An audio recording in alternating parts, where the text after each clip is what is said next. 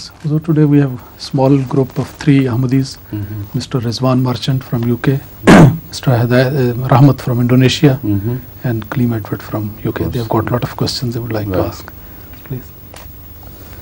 So in the Bible, Genesis gives an account of Noah and the flood. Was the flood a regional one targeting a small area, or was it universal? A universal flood of that description is impossible, because all the water in the seas and all the frozen water on the poles, if melted, put together, could not create such a flood as described in the Bible, because one-fourth of the total area of Earth's surface has to be flooded with water, which sinks every mountain top. Mount Everest being no exception, except perhaps if you consider that to be the Mount Judea, right? Or Ararat, is it? Yes. Ararat. Once I asked Professor Abdul Salam, late Dr. Professor Abdul Salam, to calculate how much water would be needed to create such a flood as described in the Bible. He was, of course, a very well-known mathematician, universally acknowledged as such. And very shortly I got the answer: twice as much water as we have already on Earth. So why should we attribute stupidities to God? It does him no service whatsoever. The Quranic vision of that flood, not the vision but the Quranic statement, recorded statement of that flood, is very realistic. It does nowhere claim that it was universal or a global phenomenon.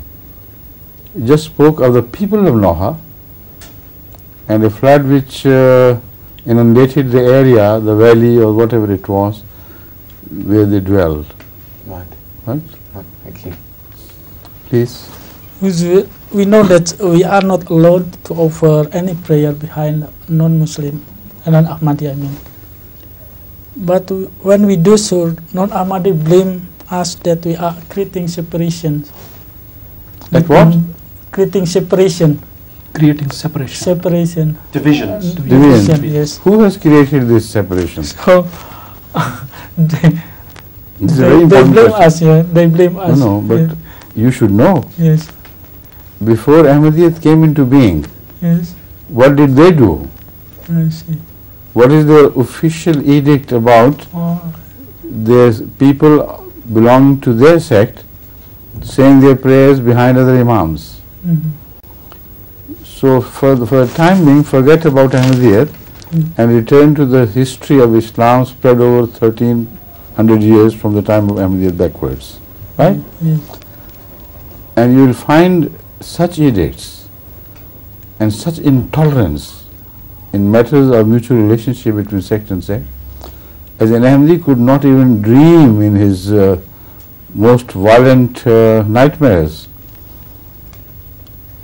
Their edict, as against the Ahmadi edict, is that if anyone, for instance, we talk of the Barelvis, the one sect which is largest in number in the subcontinent India and Pakistan. They have written that if anyone from among us prays behind any other imam, he would immediately be out of the pale of Islam, and his kufr, that is his denial of Islam, would be worse than Christians, Jews, etc., etc. And his marriage will be broken immediately. And if he continues to live with the same wife, the children they will bear would be, what they call the bad name for that. Huh? You see? Yes. and they will not inherit him when he dies. And such a person as this, if he marries anyone, anywhere in the world, still that marriage will be invalid, because he has forfeited all rights by the act of having become a non-Muslim through following another imam in his prayer. And all the rubbish which follows, I can't repeat, but read the edicts of all the various sects on the issue of saying namaz behind somebody else. And you'll be amazed to see the narrow-mindedness, the stupidity and everything involved in it. If it is stupidity, if it is narrow-mindedness, why do Ahmadis follow it? However mildly they may. This is the question which we must answer. They have no right to do that, because they believe that the Imam appointed by God, who was to be appointed by God, has not yet come. And they believe that the only Imam to Islam is the Imam Hazrat Muhammad Rasulullah Sallallahu Alaihi Wasallam. So as long as all of them believe, at least in claim, in the truth of Hazrat Muhammad Rasulullah Sallallahu Alaihi Wasallam, they have no right to create any split, any division on the basis of religious rites, worship, nikah, death, etc., funeral services, everything. They have to be performed under one Imam, that is Hazrat Muhammad Rasulullah Sallallahu Alaihi Wasallam, with a complete unity of purpose and action. This is but logical. And despite that, they split the entire world of Islam into these small, mean-looking sects which would not tolerate anything of cooperation with other sects in Islam. They have done it without a right. There is no justification whatsoever. Our case is a completely different case. And they agree, all of them agree to what I am going to say. We believe in a person whom we know, we have full faith, was appointed directly by God as the Imam of the latter days. We believe in Hazrat Mirza Sahib to be that Imam who was predicted by Hazrat Muhammad Rasulullah Sallallahu Alaihi Wasallam himself. We believe in him to be that Imam about whom Hazrat Sallallahu Alaihi Wasallam prophesied that when you hear of him, even if you have reached him, even if you have to reach him on your knees across glaciers, do that and get initiated at his hands. Those who reject him, do they still retain the right of imamat for themselves? This is a question as simple as that. And for Ahmadis, who are about, a bit cowardly in this, they feel extremely embarrassed. How shall we face them? We say, if they is their Imam and we don't say our prayer, what would they will say about us? The question is, what would God say about you? If they have the audacity to reject the Imam appointed by God, and they do not care a hoot for what happens, you have the timidity of not being able to reject the Imam appointed by people. This is the only comparison which you can make sensibly. You understand? Yes. Thank God you do.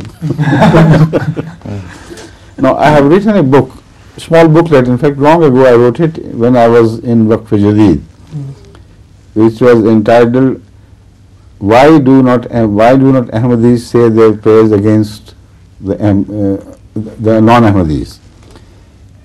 That has to be translated. Tell Yes. who is responsible for Mauritius?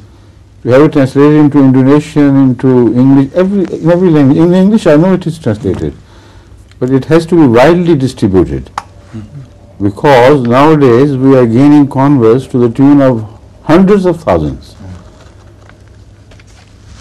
About 1.5 million converted to Ahmadiyya last year, and this time I hope it will be more beyond, inshallah.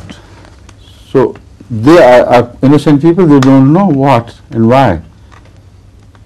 And if somebody tells them no, they will be surprised, they will be shocked. They may start rethinking what we have joined, you know. So they have to be told their official view on this first. We have quoted, I remember I attempted to quote from all the various sects their official edicts on this issue. So first they should be told, this is where you stand. You stood before becoming an Ahmadi. And this is where you stand today. The difference which is marked is the difference of mildness of the edict and the dignity of the edict. According to Ahmadiyya edict, Ahmadis, in the light of what I have told you, should not pray behind an imam who rejects the imam appointed by God. No sect is mentioned, no divisional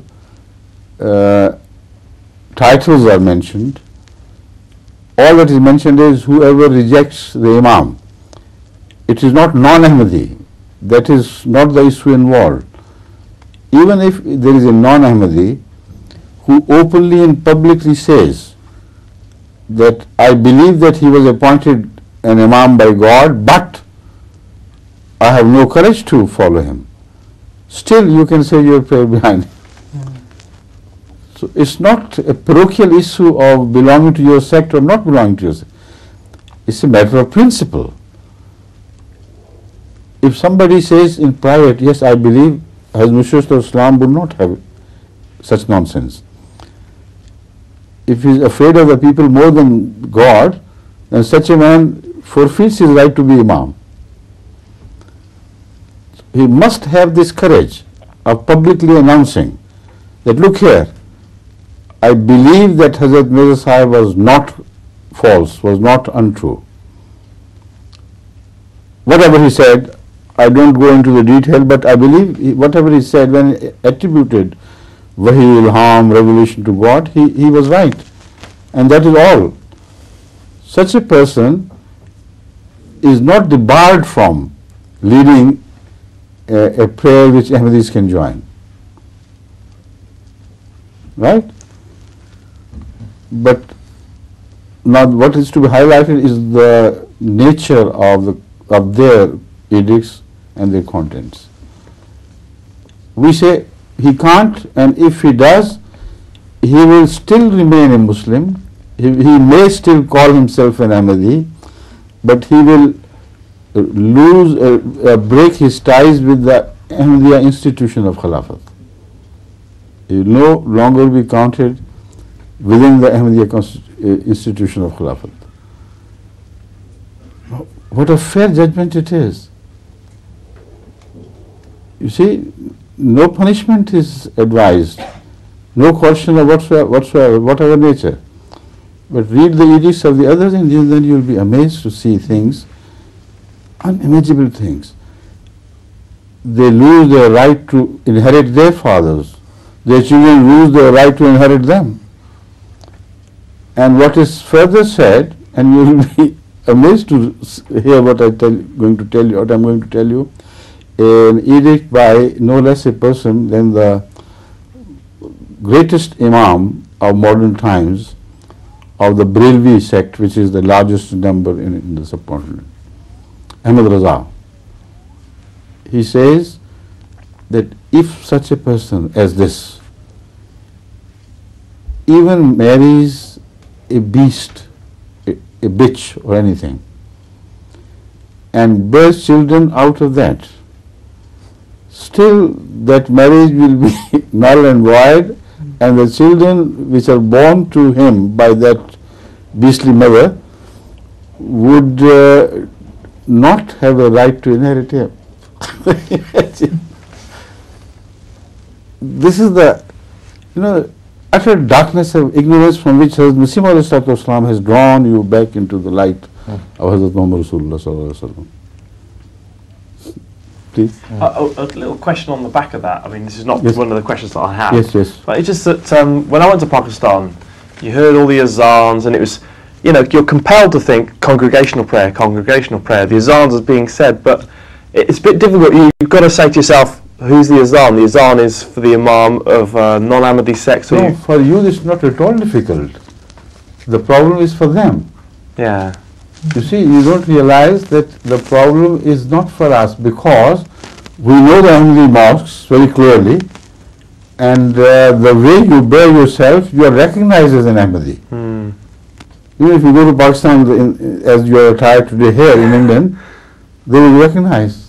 There is some nobility, some dignity, some honesty imprinted on the expressions of Ahmadis, which make them recognizable everywhere. People who return from Pakistan, the girls, etc., who visited from here to attend the marriage of my daughter, one of them told me that I was amazed to see wherever I went, the shopkeeper, etc., after a while said, "Are you an Ahmadi?" You see, there was something which made her, known and recognized. So, if you go to visit their mosque, you incur the danger of being beaten up and maybe into a pulp, or made to wash the floor where you tread. This is their attitude. And the style of the azan, and they start singing things before and after and make such noises, can't I recognize that easily? No, quite. Of course. Yeah. The problem is not for us, we know. The problem is for them, because each sect has declared that none of the adherents of that sect has a right to follow the imam of another sect. So with mosques scattered all over the country, nondescript in the style of azan, except for the Shias. How can they decide whether this namaz, this imam is that or that or that, or of that belonging? No, nobody can say that. For Ahmadis, there is no problem. Right, on to my real question, if I may. Yes, okay. So I did have a couple of people who were meant to come, but for one reason or another they're not here. But these are their questions. Of course, so, please. This is from a lawyer who's very sort of it's all about politics anyway. In the German European countries, some political parties are Christian Democrats. German European countries? Well, in Germany and in Europe, they're parties called Christian Democrats. Right. Do you think Islamic politicians could help in the development of a united Europe? Islamic politicians cannot help in developing a united Islam. Yeah. Please, next question. Okay, what are the views of Islam on a united European currency and the problems of nationalistic pride which aims to stop a single currency? The only view of currency? Islam is be sensible. And whatever may you take for the goodness of mankind as such and the goodness of the people. So these matters of detail have to be settled in the light of just two things. You have to be honest and just in your decision making. Number two, you should not be prone to grab things from others. You should develop that habit, special human habit of sacrificing your rights for the sake of others. So you should be looking outward for the rights of others more than for your own right, in this sense that if you seem to overdo in your demands, be careful that like you, they have also their rights. If you can't sacrifice your rights, Islam would not force you. But Islam prohibits you to usurp the rights of others under any plea and under any cause. So in this spirit of mutual cooperation, whatever is decided on matters of United Nations will be good and fruitful. The rest will not bear good fruits. Right? Yeah. I mean, the question is really, obviously it's all been written all about, it's all in the newspapers at the moment. Should England go as part of Europe? What is the future? You see, this is a question which has not to be answered from the point of view of Islam in detail, because all that could be answered from the Islamic viewpoint, I have already answered. Quite. They are Islamic attitudes. Now apply those attitudes to your decision making, and you will find yourself better off than otherwise. That is one advice which I could render. And the other one is to first of all find whatever the British people want to achieve within themselves. This is a point of parting of the ways from the old traditional entities of European nations. New identities are to be gained. This is the important question. Now the British identity before this point in time has been completely different from that of other European countries. They shared a common continent, while England has always been outside, close but not that close to them. Again, England has been always looking across to her colonies. Even America as ex-colony and Canada as ex-colony, for their world image.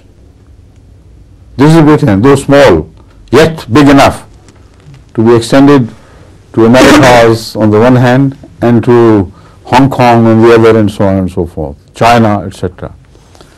So you have always been trying your best to keep some of this global image intact, and successfully so, I believe,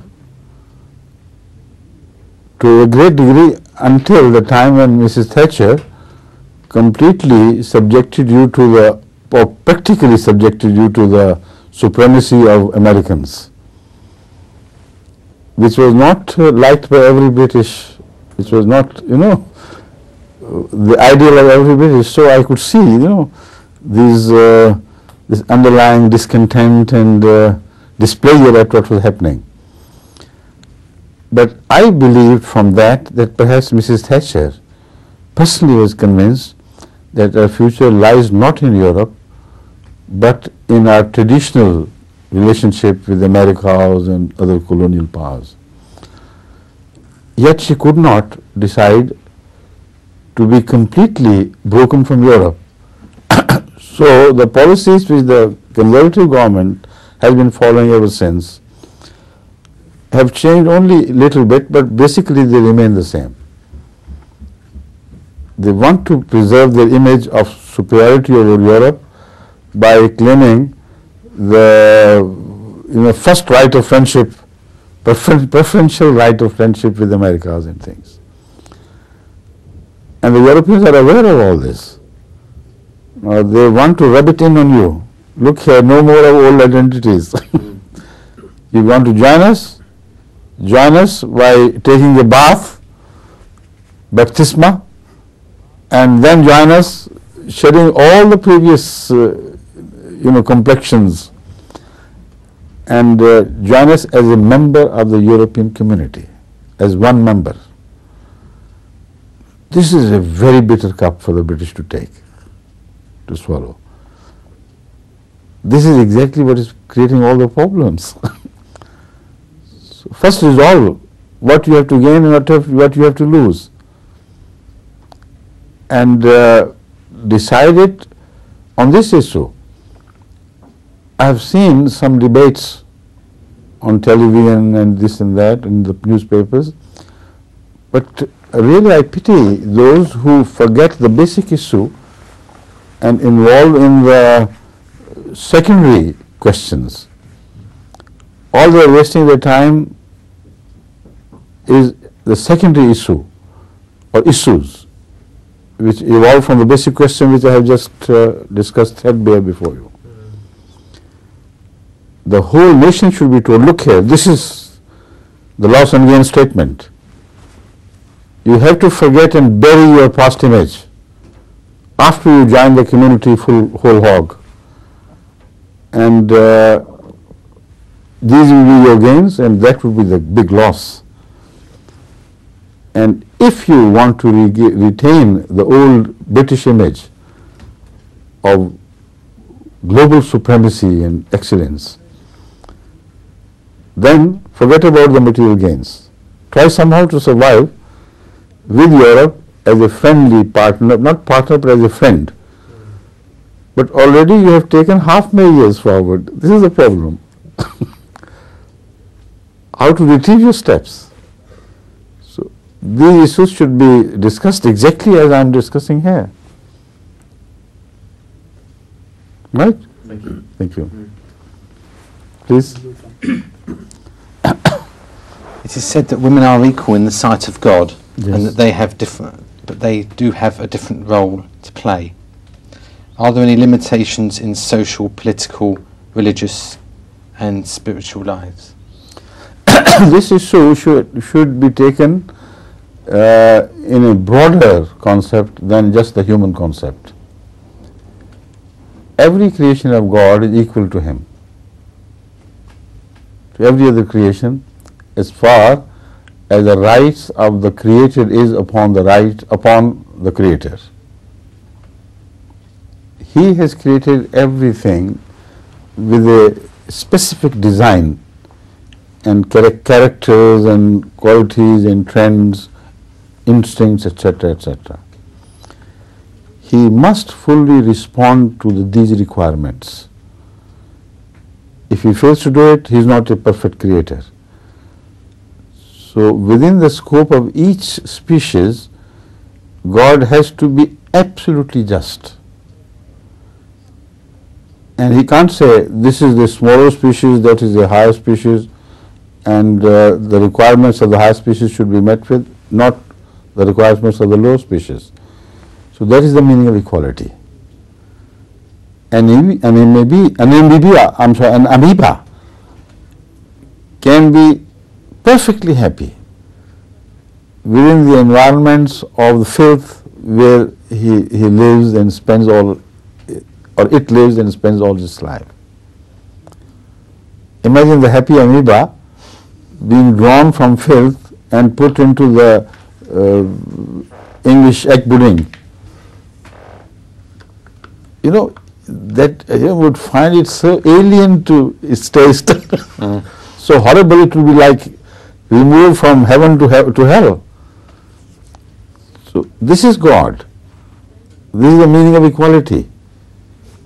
If without keeping in mind this ultimate concept of equality, you enter into the discussions of comparative rights, what you see in case of amoeba is that it's not fair for the amoeba to be required to spend all its life in filth, without eyes, without ears, without anything. Let's remove this injustice, and a movement of live for amoebas should start. Free the amoeba. Yes.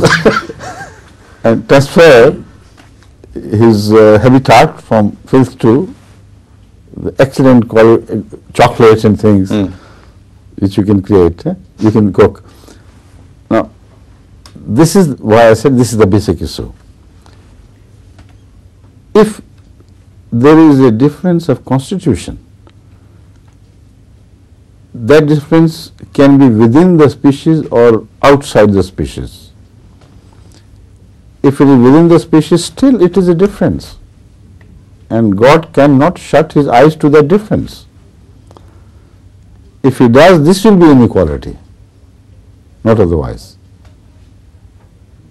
So I think I have answered your question in principle, haven't I? Yes. The second question says, I have to travel quite a lot, Jur. My question is that. Do you enjoy traveling quite a Yes, lot? of course. And as far as possible, you take your family with you? Yes, sometimes. Very good. You are lucky man. You're a lucky man, huh? Thank you. Yes. So my question is that during the flight, how can we determine the timing of the prayer? Determine the timing of the prayer Yes, sometimes difficult. as best as you can with available electronic devices, etc., etc. Determine them as best as you can, and that is all which is required of you. No more. So don't bother further whether your prayer is accepted. When you pray within the limitation of your knowledge of directions, your love of God is not adversely influenced by that. Your memory of God is not adversely influenced by that. Remember that where the Holy Quran requires you to say the prayer in the direction of Khana Kaaba, immediately it also tells you, فَأَيْنَمَا تَوَلُّوا فَثَمَّ وَجْهُ اللَّهِ. In whichever direction you look, there will be the glory of God. So it is not limited to Khana Kaaba at all. And in journeys, Ahmad sallallahu alaihi wasallam has clearly demonstrated that if you are riding a mount, say your prayer while you are riding and in the direction in which the mount is moving. If you are moving away from Kaaba, you don't have to turn back, So with this most wonderful, religion which keeps in view all the human various requirements and situations, what difficulty can you face? None. Try your best, and that's all which is required of you, right? Thank you. Yes. Next question is, if Islam means peace, then why should the West fear growing Islam? In the West we have Islamophobia, which is a new term being coined. Yes. Do we have Hindu phobia, Buddhism phobia? No, none. Why should the West be frightened of Islam, is the question. Because they themselves have created this phobia. Monster. So they are nurturing it. The forces which have created it, they are responsible for nurturing this and keeping it up. Because of many factors. I don't want to go into all the factors because it will cover more than an hour for me at least.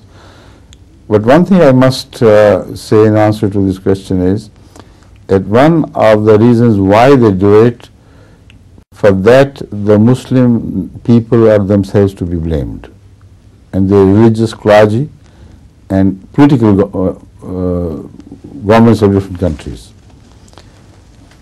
They want to utilize Islam or the love of Islam for the purpose of gaining their political ends. So they whip up the sentiment against the West in the name of Islam. It's impossible. You never read anywhere in the Quran or in the tradition of the Holy Prophet that the sentiment should be whipped up in the name of Islam against Persia, against Roman Empire, against China, against this and that. You never come across even the slightest hint of such deviance. Religion versus religion, all right. But religion in politics divided against people and countries is unthinkable.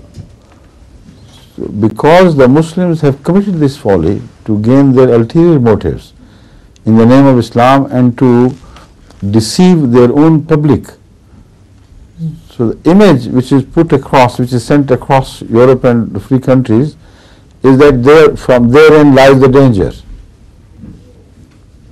You never hear such stupid calls for rallying round the flag of Islam by raising swords against, or the weapons, whatever they are, against colonialism and this and that, from Hindus, from Buddhists, from other religious denominations. Tell me, where have you ever heard of such a call? Never. It is the prerogative of the Muslim clergy to behave so stupidly as none of the religious clergy of today behaves like. So partly they themselves are to be blamed, of course, and partly those who exploit their stupidity unnecessarily to something which they consider their advantage, but is not their advantage at all. Instead of discussing this threat barely and telling them, look, don't behave properly, and if you want to fight us, come on and let us have a fight. And you get all your weapons from us, all your financial aids and from us, development from us. How can they think of fighting us? They should tell their own people that there is no real danger at all. That is just a stupid outcry of suppressed desires and things, of things which they cannot achieve. So it's no more than that. Don't be afraid, there is no real danger. Instead of doing that and telling them to speak to them and make them understand the situation, let's settle our disputes among us sensibly, like civilized human beings, and stop this rubbish of dividing us into two different political camps and so on. This should have been the right attitude. It would guarantee peace to the world, and it would also be what your political leadership owes to their people, because they must keep them well informed of the real situation. Now, once they commit the folly of agitating their emotions with the help of the stupidity of these people I have just mentioned, they do work up a sense of hatred and a reaction of extreme resentment against such people within their own respective countries. The result is that the Muslims of all sorts and descriptions also live in all Western countries. Racism is what is fanned, and racism is ugly in every form, anywhere. It does not stop at the target for which you are creating or helping it. Once racism is set free, this cannot be shut in again. And it would, having swallowed one object, it would turn to others. So this is not fair, it's not honest, it's not mature of Western politicians to play with this fire. So they must get down to a calm level of thinking and analyzing the global issues and trying their best to bring man together, instead of utilizing or exploiting the stupidities of others to work against the global peace. This is exactly what it would be ultimately. Right? Thank you. Please. The promised Messiah, peace and blessings be upon him, said that all the prophets have been abused. That is the inheritance of the prophets. So how can I be deprived of it? Yes. Why does God allow this to happen to his prophets? This is very important. Not only abused, beaten up and put to all sorts of torture and persecution and most cruel treatment. It has had to be like this. Otherwise, the sending of the prophets would become purposeless. Because the prophets do not show the miracle of reforming people just by breathing into them. This is what the people fail to understand, and that is why most prophets are rejected. They have imagined, unfortunately, that all the previous prophets were not human. Even if they were human, they had some superhuman qualities. So what they are waiting for is a magician instead of a prophet, who would reform them without their participation, without their sacrifice. And if such a prophet is recognized by some supernatural signs as people of today expect, like Jesus coming in glory this time, not rising from humility and humble background, then What would reform the people? Tell me. Can anything? Now back to the question, why has God chosen this course? Because this is the only inevitable course. If a magician prophet comes, every Tom, Dick and Harry, every rascal and wicked person would run forward to reach him first, because therein he gains his glory by associating with that big man. But if he is considered to be the lowliest of the people after he has declared to be a God, a man of God, the reaction is exactly the opposite. If people know that by accepting him they have to go through the fire and toil and sweat, it's very difficult for people to face those challenges. We know that they will be disowned by our own families, by our own people. We will be disinherited. Our properties will be robbed and looted. Only the true can make the decision, and true and brave, of joining such a people, such a prophet. And this is where his reform is already underwritten. Only true would go through the sacrifice of joining prophets who are suffering themselves for a noble cause, and unless their belief in God and their truth was unshakable, they would not join.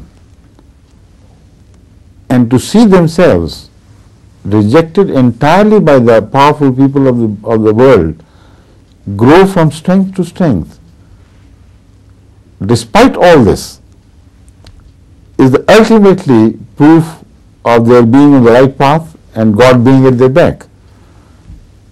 Change this formula to anyone and it will fail to work. Right? Yes. My next question is regarding istikhara. Istikhara. Yes.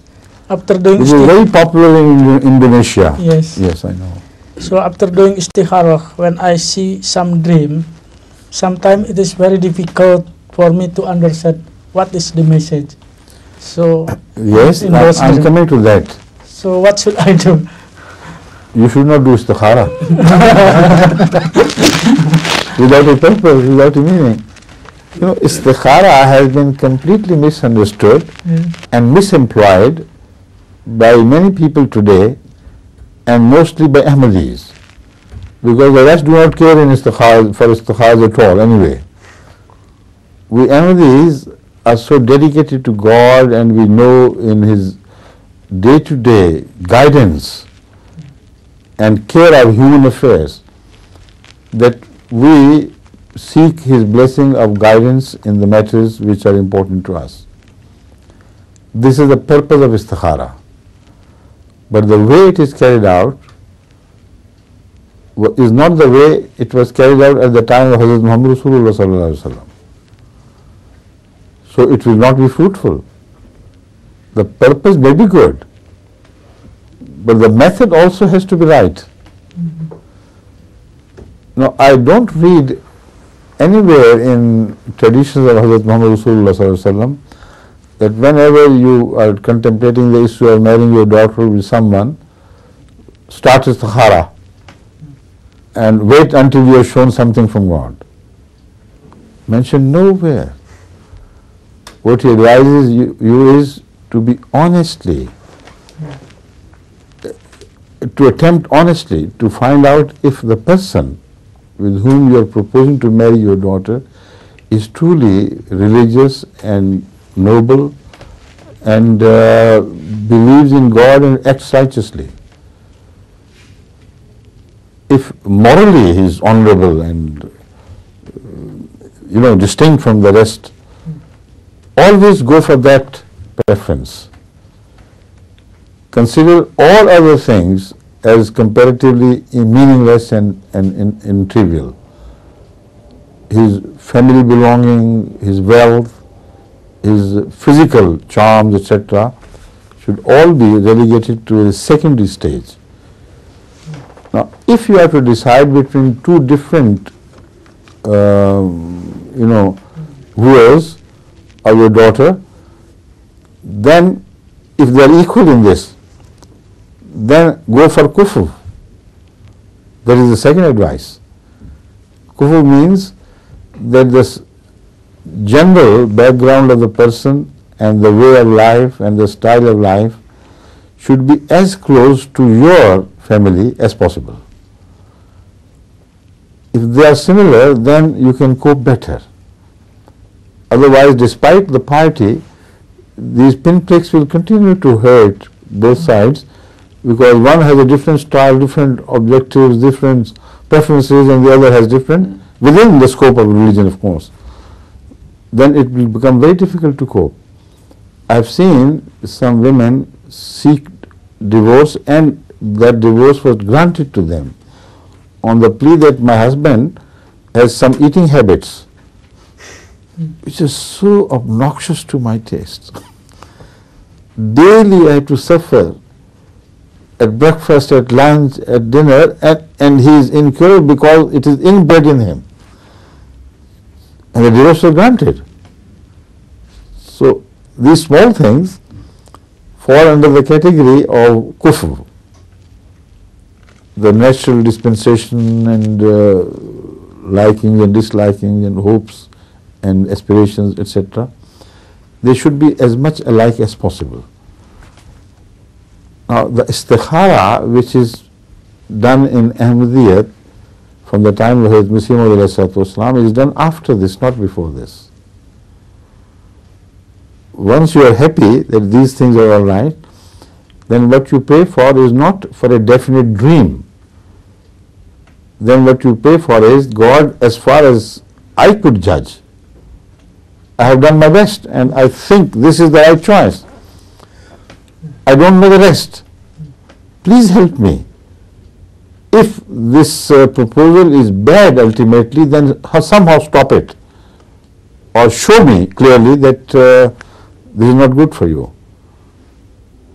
In that case, whatever the dream, whenever a dream is shown, it is all very clear.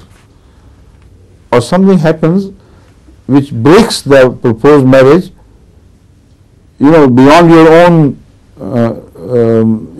sphere of influence.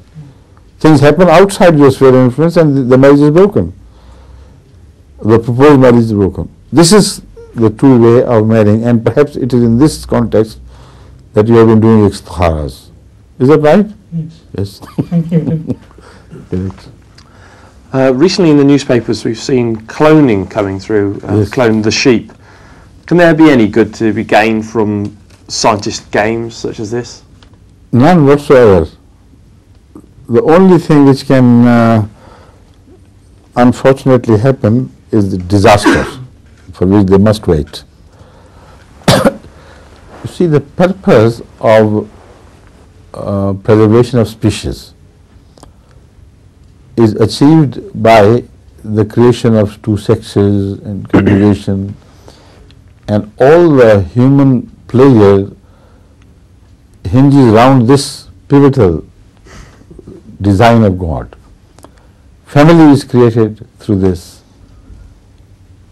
Closer ties between father and children, mother and children, husband and wife, etc., make one entity of a home, which is manageable, which is in fact a haven from the worldly problem, etc., within a society, a small haven of course, but to that haven those who belong to such good homes always return with full trust, even if they have met calamities. It is the family unit which takes care of them. It all moves around the spiritual concept of man and wife reproducing. What will be the structure of the society after cloning? Yes. Already you have fallen apart enough. Already homes are broken. And the pleasure you receive out of this, where will that pleasure be received? How? So there are two different types of disasters simultaneously befalling man. The disaster of the dissolution of institutional marriage, and the disaster of meeting other sex only for the sake of pleasure, with no other purpose. Right. And this will destroy your homes, loyalties, everything. The whole society will be shattered into pieces. This is what they go for. And this is what God warned against in the Holy Quran when it said that Satan would incite my servants to change the creation of God, my creation. And when they do it, they'll be punished. Can't escape from the consequential punishment. So whether a change is brought about by genetic engineer in producing new forms of life, or by changing the creation or method of creation, it will end up into disaster without fail. So in the book which I have been mentioning before, I have already completed. I think the last chapter is now being revised. A little bit of it is left. Otherwise, all the work is ready. There, I also, without knowing of the cloning, etc., I have already answered this question.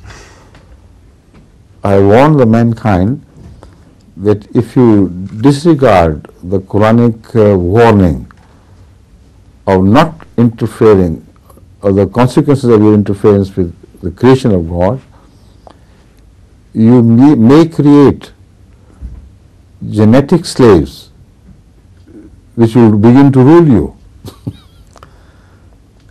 And there will be no running away from them. If this is what you want, go ahead and do it. But let's hope we'll not live long enough to see that. Yes. Thank you. Yes. It's been written recently in a newspaper editorial that Judaism, Christianity, Islam and Hinduism appear to overlap. Yes. Do we subscribe to this idea? Of course, all religions overlap. They have to. Or they have no connection with the source of origin. You see, whenever there is a common source, there is bound to the overlapping is bound to happen. So if there is a common source of origin of human species, see, so many things, the majority of our characteristics overlap. Right? Please. Yes. I have one last question. The elections are coming up in And the the UK. time is only for one last question, I think. Yes, please. The elections are coming up in the UK. Yes. What is the point in voting elections where all parties would appear very similar, all fail to change things for the better? How do we You pick see, out? in Urdu, this problem has been answered in a cliche which says that andhon mein kana raja. When all are blind, the one-eyed has the right to rule. See? The least worst, as I said This is before. right. Anything else? It is time for another question. Finish my questions then. I was going to ask, I've got one last question about what role does Islam How have? many last questions have you asked? Yeah. I welcome that. You know the PS and the PPS. This is This is the PPS. That's right. What role would Islam have in a fragmentary countries such as Albania, which are going through tremendous problems at the moment? We've seen, is it the next Bosnia, Albania? Albania, I already have spoken before in this session, Yes. the previous session, last week. Right. I missed that. You know, I was afraid something of that nature would happen. Because, as far as my analysis of the situation is concerned, one may not agree with me. This is not my answer in the capacity of Khalifa Abdul Masih. So you have a right to disagree with me as Europeans. Yes. My study of the whole situation of Europe is that the problem of Bosnia was caused largely because of their distrust of Islam and what it may do within Europe. If it has a strong foothold, it will create difficulties. particularly in the light of the growing ambitions in some countries that through Islam we can conquer other territories instead of humans. This territorial conquest through Islam is the deadliest concept which has risen in these days against Islam. So with those fears lurking in their minds, they did not like a Muslim Bosnia. So I have always been wondering, and this is what I have been telling my Tabshir people, etc., that be watchful. You must reach there fast enough, fast and before any disaster happens. Because if you create Ahmadis, Ahmadi Muslims are so peaceful and so balanced that some of their fears at least will be put to rest. So if they still intend to do cruelty, let them, but God will save us then. But I suspected that their religious, different religious groups within Albania, Liberia was the word which came to my mind. Yes, thank you very much. Within Albania, having running across the world for the monetary gains in the name of religion. Christians have been going to the west and the Muslims to the east, and contacting Libya and Iran and Turkey and whatnot. And this was being watched very closely by your intelligence. And this gave a foothold to some of the Muslim sects or governments with which Europeans or Americans did not feel safe. And that is what I noticed through reports of my emissaries to Albania. They told me that there is so much activity of Christian priests sent from all European countries, overwhelmingly from America. And they run about in every place and they see things and watch everything and create churches and this and that. That is to own them back for Christianity. Not for Christianity, but for the political role that Christianity can play in Europe. So what blunder has been committed by the Muslims by mixing religion with politics has also been repeatedly committed by Europeans and the Western powers, but not so stupidly as it is done by the unfortunate Muslims. They do it, under camouflage, or this guys or that guys. So this is exactly what is happening in Albania, and still I think we have a role to play. We will continue to bring moderation to the views of the Albanians, and we will continue to tell them that religion owes its obligation and loyalty to God, and loyalty to the human interest is also a part of that. It stems from it. So without forgetting it, you will not serve any purpose of God or godly ideologies. This is our mission, which we will continue to fulfill, inshallah. Inshallah. Right? Thank you. And how are you? Fine? Very well, thank you.